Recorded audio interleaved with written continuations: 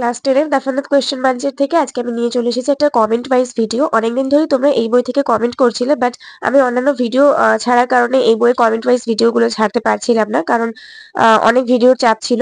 তো চলো আজকে দেখা যাক যে তোমাদের কোন বন্ধু কোন পোর্শন থেকে আমাদের কাছে ভিডিও চেয়েছে। তো আমরা চলে এসেছি এই বইয়ের 40 পেজে। তোমাদের মধ্যে থেকে একজন ফ্রেন্ড আমাকে কমেন্ট করেছিল যাতে আমি 41-42 পেজ সলভ করে দিই, কিন্তু আমাদের 41 পেজে তো কিছু পার্টিকুলার কিছু শুরু হচ্ছে না, আমাদের 40 পেজের এই লাস্টের দিক থেকে মিক্সড এক্সারসাইজ শুরু হয়েছে। তো আই থিঙ্ক তুমি মিক্সড এক্সারসাইজই চেয়েছো, যে কমেন্ট করেছো। তো সেই জন্য আজকে আমরা 40 পেজের মিক্সড এক্সারসাইজ থেকে আমরা মোট 30টা মতন, মানে 42 পেজে যে 30 পর্যন্ত যতটা রয়েছে ততটা মতন আমরা করে নেবো।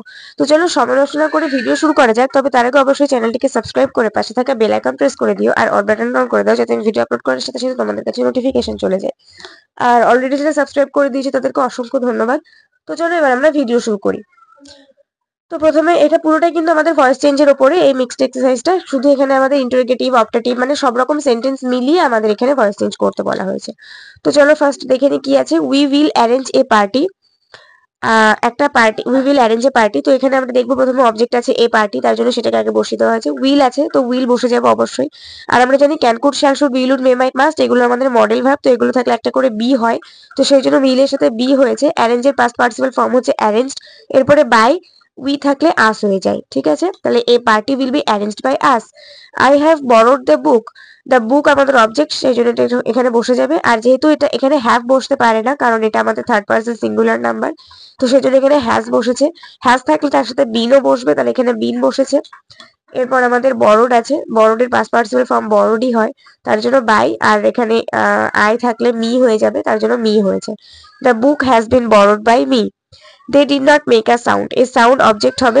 ডিড নট আছে তার জন্য এখানে ওয়াজ নট হবে, ডিড থাকলে ওয়াজ হয়, ওয়াজ নট হবে। মেকের পাস্ট পার্টিসিপল ফর্ম হচ্ছে মেড বাই, দে থাকলে দেম হবে।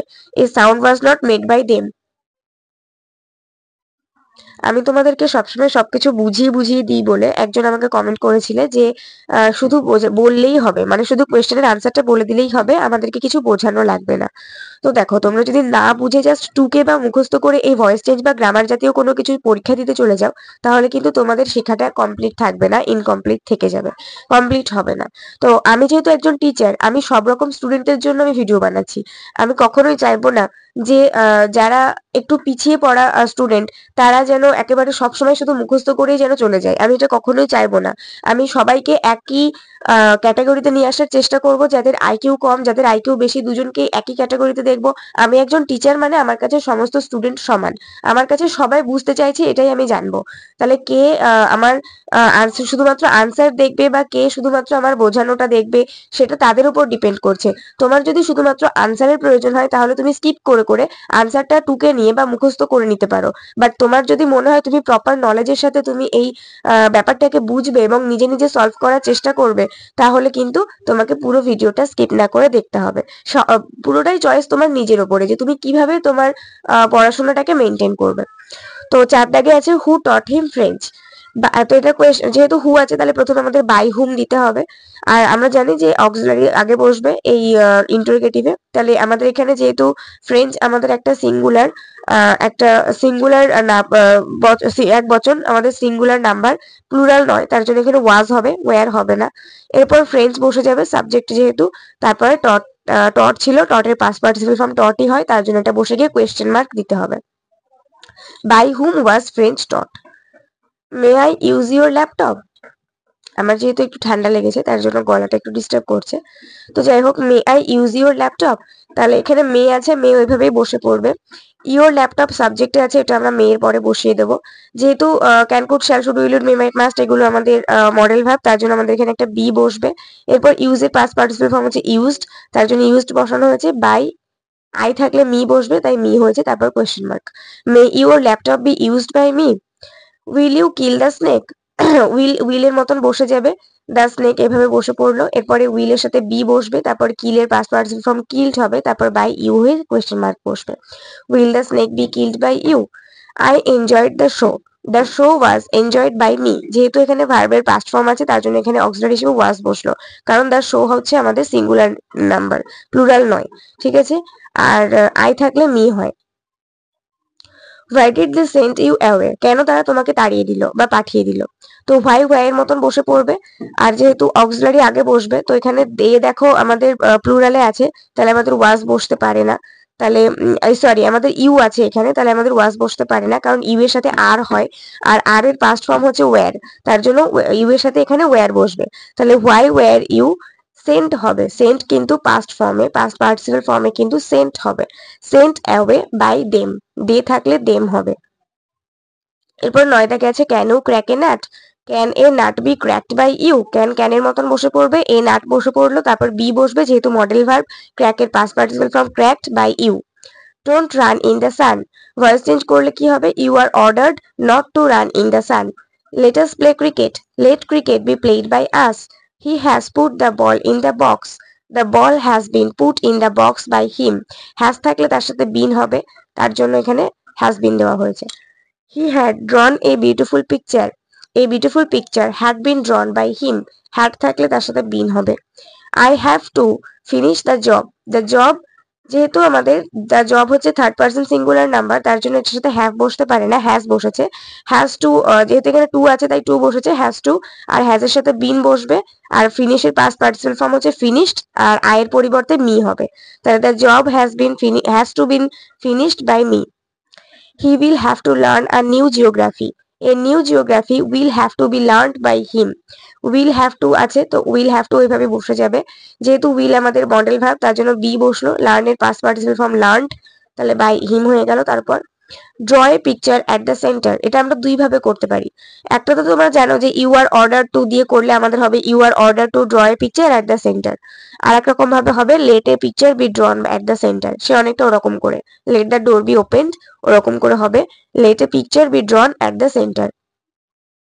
The hills are covered with wild dahlias, তো এখানে দেখো কভার্ড উইথ আছে, ঠিক আছে, তো আমরা এখানে আর এখানে আর আছে, তার মানে বুঝতে পারছি এটা প্রেজেন্ট টেন্সে আছে, তাহলে ওয়াইল্ড ডালিয়াস আগে নিয়ে নেব, যেহেতু প্রেজেন্ট টেন্সে আছে তাই শুধু কভার লিখবো, কভার্ড নয় কিন্তু, wild dahlias cover the hills.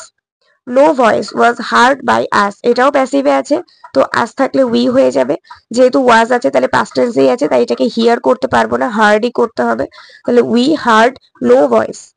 I dreamed a sweet dream, I dreamed a sweet dreams, তো এখানে এই সুইট ড্রিম আমাদের চলে আসবে সাবজেক্টে, তারপর যেহেতু এটা এখানে আমাদের ড্রিমড আছে তাহলে পাস্ট টেন্স আমাদের ওয়াজ হবে, যেহেতু একটাই মিষ্টি স্বপ্ন প্লুরাল নয়, তো সিঙ্গুলার ওয়াজ হবে। আর ড্রিমটির পাস্ট পার্টিসিপল ফর্ম ড্রিমটি হয়, তার জন্য এটাকে এইভাবেই রাখা হয়েছে, a sweet dream was dreamed by me. By whom was the parcel sent, তো বাই হুম এর জন্য একটা হু বসে যাবে, এরপরে তো জানি আমরা যে এখানে ডাইরেক্ট আমাদের ভার্ব বসবে, তো সেন্ট এর জন্য সেন্ড হয়ে গেছে, হু সেন্ট দ্য পার্সেল দিয়ে কোয়েশ্চেন মার্ক।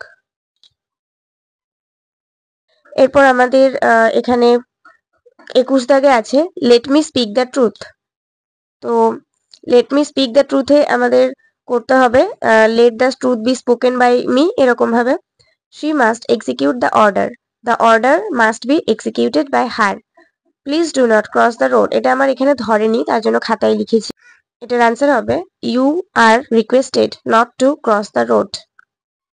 24 দাগে হবে his audacity shocked us, we were shocked by his audacity, he has kept his promise has been kept by him, my friend gave me a book, দুই ভাবে করতে পারি, একরকম এ বুক দিয়ে আর একরকম আই দিয়ে, তো a book was given to me by my ফ্রেন্ডও হতে পারে, অথবা নিচে দেখো আমি লিখে দিয়েছি লাল কালি দিয়ে I was given a book by my friend, এটাও হতে পারে, যেটা খুশি সেটা করবে।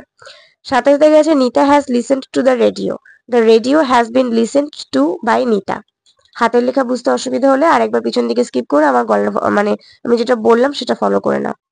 এর পরের পেজে চলে আসবো 42 দাগে টেক কেয়ার অফ হিম, 28 দাগের প্রশ্ন, সরি 42 পেজে 28 দাগের প্রশ্ন টেক কেয়ার অফ হিম, তো এটাকে আমরা করতে পারি you are order to take care of him, আমি উপরে লিখে দিয়েছি।